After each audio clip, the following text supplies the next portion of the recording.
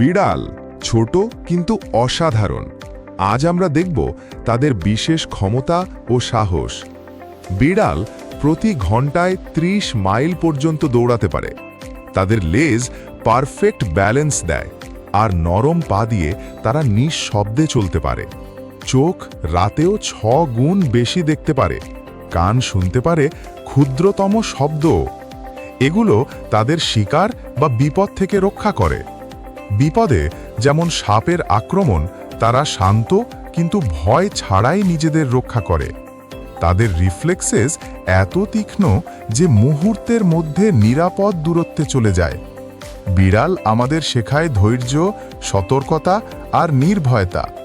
তাদের subtle movement ও সাহস দেখে আমরা অনেক কিছু শিখতে পারি।